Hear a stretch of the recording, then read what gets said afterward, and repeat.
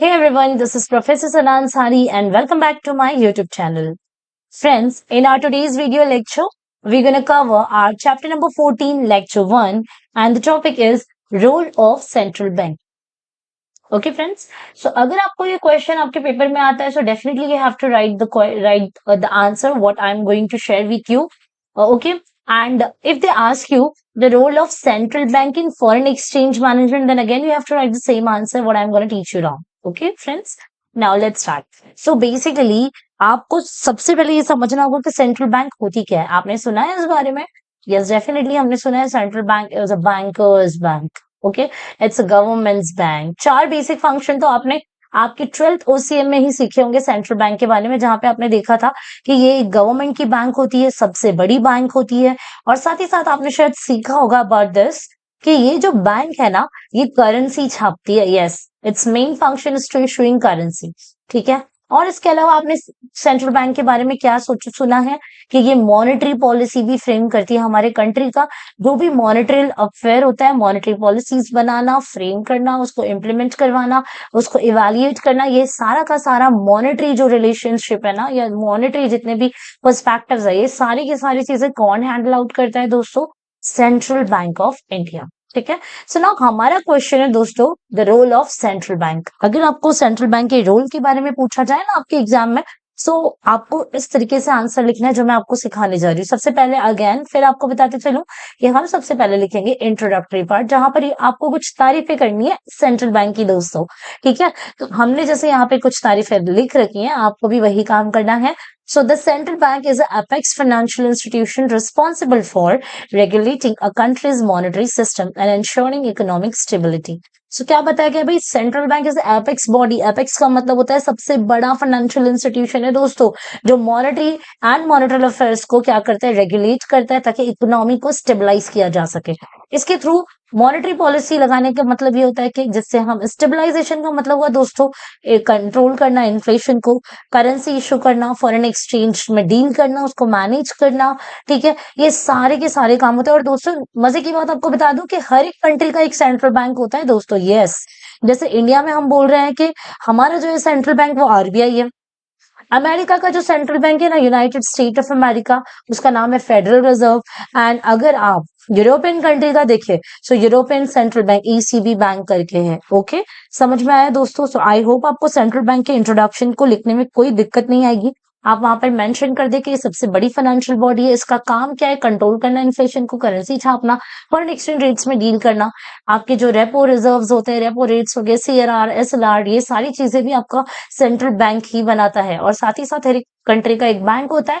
जैसे example, India में RBI, USA में federal reserve, and European countries में है आपका ECB, European central bank. Okay, बात आई समझ में दोस्तों? सो ये हो गया हमारा इंट्रोडक्टरी पार्ट. और चलिए बढ़ते हैं सीखने के लिए, जहां पर हम समझने वाले हैं रोल ऑफ सेंट्रल बैंक को. ठीक है. तो ये देखिए यहाँ पर मैंने मेंशन कर दिया है. ये रहा आपका question, role of central bank. अब हम देखते हैं सबसे पहला काम क्या है. सबसे पहला ही काम आपको देखिए यहाँ पर बता दिया गया, issuing currency. Central bank is the only one who can issue the currency. So इसीलिए that is why it is called as issuer of the currency. Central bank क्या करता है? करेंसी छापता है. ठीक है. उसके बाद जो है दूसरा, अगर आप देखोगे यहाँ पर मैंने सफिशिएंट एक्सप्लेनेशंस आपके लिए एड ऑन कर रखे हैं दोस्तों. इनफ होगा, आप इसको पढ़ें, इस पेज का स्क्रीनशॉट लिखें और यहीं से आंसर लिख लें. जैसे कि मैं आपको पढ़ के बताती हूँ. The central bank has a sole authority to issue the national currency, ensuring uniformity and trust in the monetary system. It prevents counterfeiting by implementing advanced security features in bank notes. ठीक है. So notes वगैरह छापना, उसको अच्छे तरीके से उसमें uniformity दिखाना, एक जैसा होना, यूनिक नहीं होना, मतलब सिमिलर होना, सारी करेंसीज, नोट्स हो गए, कॉइन्स हो गए. ठीक है. एंड ट्रस्ट भी आपको तभी बिल्डअप होता है जब वो करेंसीज छपी होती है सेंट्रल बैंक के द्वारा.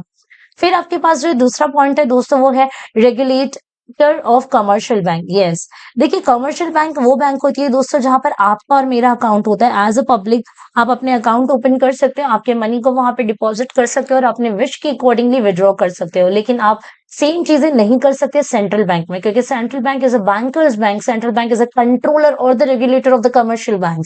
जितनी भी कमर्शियल बैंक है, पब्लिक हो, प्राइवेट हो, फॉरेन हो, जहां पर आपका और मेरा अकाउंट होता है, चाहे वो आरआरबी ही क्यों ना हो, रीजनल रूरल बैंक, इन सबका कंट्रोल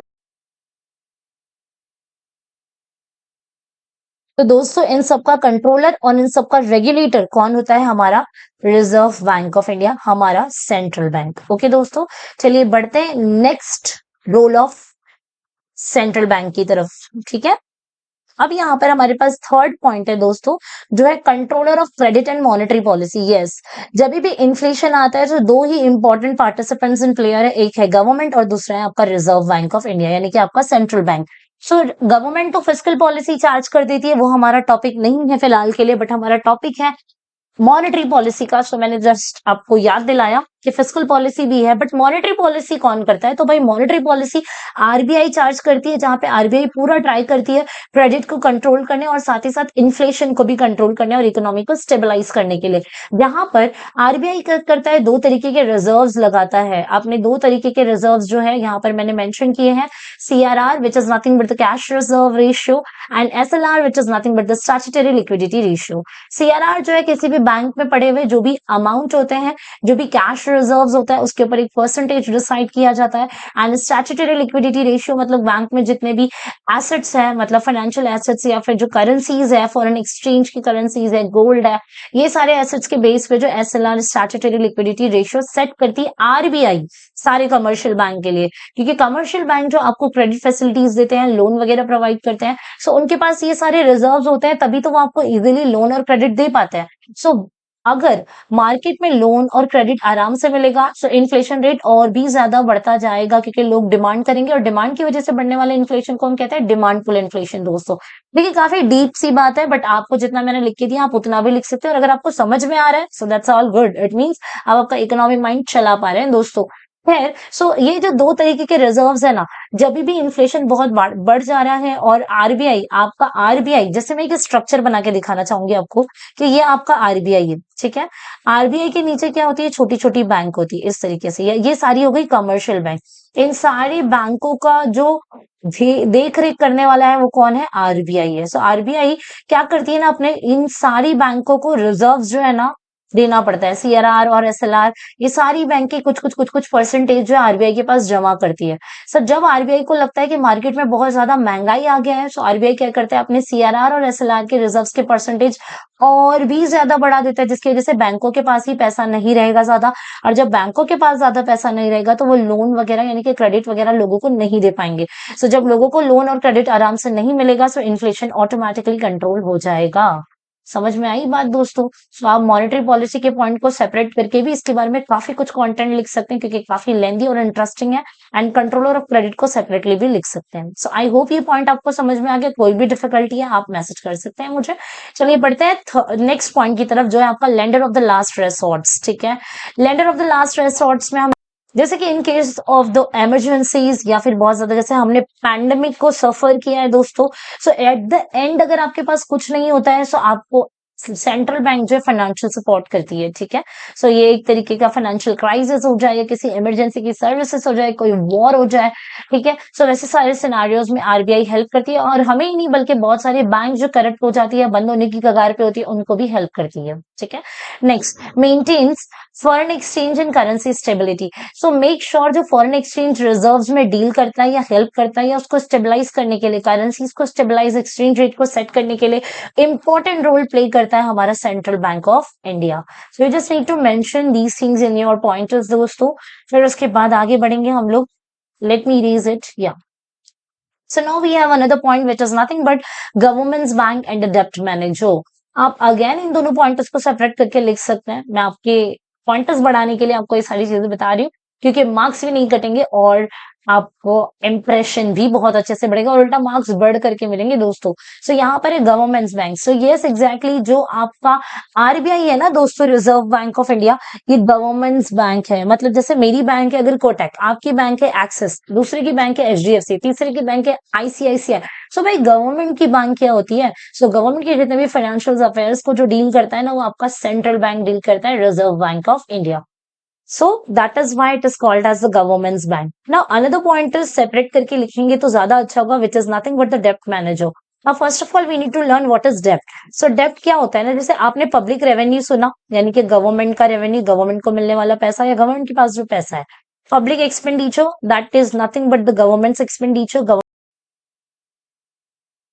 ओके, सो डेप्ट मैनेजर के केस में जब आपका पब्लिक रेवेन्यू ज्यादा हो और एक्सपेंडिचर कम हो, सो यू विल बी और the government will be in surplus, right? But इसका वाइस वर्सा अगर आप देखें, जब आपका revenue, just a minute, just a minute,